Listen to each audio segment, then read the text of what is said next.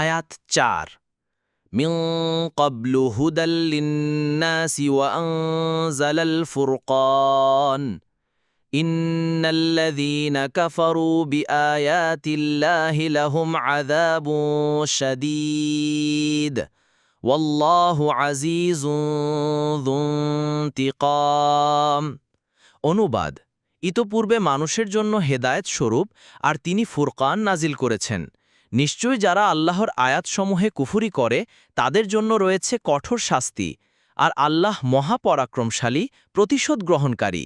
তাফসীর ১ নং ফুটনোটের বিবরণ: কাতাদা বলেন, এ দুটি আল্লাহর নাজিলকৃত কিতাব। এতে রয়েছে আল্লাহর পক্ষ থেকে বর্ণনা যে এ দুটি থেকে হেদায়েত গ্রহণ করেছে, সত্য বলে বিশ্বাস করেছে এবং সেটা অনুসারে আমল করেছে, সে নিরাপত্তা পেয়েছে। আত-তাফসীরুস সাহিহ সেই হিসেবে এটাকে মানুষের হেদায়েতের জন্য নাজিল করা হয়েছে বলে এখানে উল্লেখ করা হয়েছে। কিন্তু বর্তমানে পবিত্র কোরআন নাজিল হওয়ার পর এ দুটি গ্রন্থ রহিত হয়ে গেছে। তা থেকে হেদায়েত লাভের আর কোনো উপায় নেই। ২ নং ফুটনোটের বিবরণ: ওয়াসিলা ইবনে আসকা রাদিয়াল্লাহু আনহু বলেন, রাসূলুল্লাহ সাল্লাল্লাহু আলাইহি ওয়াসাল্লাম বলেছেন, ইব্রাহিম আলাইহিসসালামের সহিফাসমূহ রমাদান মাসের প্রথম রাত্রিতে নাজিল হয়েছিল। তাওরাত নাজিল হয়েছিল রমজান মাসের ৬ দিন অতিবাহিত হওয়ার পর, ইনজিল নাজিল হয়েছিল রমজান মাসের ১৩ রাত্রি পার হওয়ার পর, আর ফুরকান নাজিল হয়েছিল রমজান মাসের ২৪ রাত্রি পার হওয়ার পর। মুসনাদে আহমদ ৪ আর ১০৭। কাতাদা বলেন, আয়াতে ফুরকান বলে পবিত্র কোরআনকে বোঝানো হয়েছে। আল্লাহ তাআলা মুহাম্মদ সাল্লাল্লাহু আলাইহি ওয়াসাল্লামের উপর তা নাজিল করে এর মাধ্যমে হক ও বাতিলের পার্থক্য স্পষ্ট করে দিয়েছেন।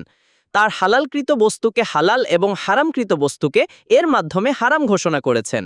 তার শরীয়তকে প্রবর্তন করেছেন, অপরাধের শাস্তি নির্ধারণ করে দিয়েছেন, কি কি জিনিস ফরজ করেছেন তা বর্ণনা করেছেন, আর তার আনুগত্যের নির্দেশ দিয়েছেন আর অবাধ্যতা হতে নিষেধ করেছেন। আত-তাফসীরুস সাহিহ ৩ নং ফুটনোটের বিবরণ: আয়াতে আল্লাহ তাআলার পরিপূর্ণ শক্তি এবং সর্ববিষয়ে সার্বিক সামর্থ্যের কথা বর্ণনা করা হয়েছে, যে তিনি মানুষকে জননীর উদরে ৩টি অন্ধকার স্তরের মাঝে কিরূপ নিপুণভাবে গঠন করেছেন। তাদের আকার আকৃতি ও বর্ণবিন্যাসে এমন দক্ষতার পরিচয় দিয়েছেন যে আকৃতি ও বর্ণ নির্বিশেষে সকল মানুষের মধ্যে একজনের আকার আকৃতি অন্যজনের অনুরূপ না বিধায় স্বতন্ত্র পরিচয় দুরূহ হয়ে পড়ে। এরকম সর্বব্যাপী জ্ঞান ও পরিপূর্ণ শক্তি সামর্থ্যের যুক্তিসঙ্গত দাবি এই যে ইবাদত একমাত্র তারই করতে হবে, তিনি ছাড়া আর কারো জ্ঞান ও শক্তি সামর্থ্য এরূপ নয়। কাজেই অন্য কেউ ইবাদতের যোগ্যও নয়। মারিফুল কোরআন।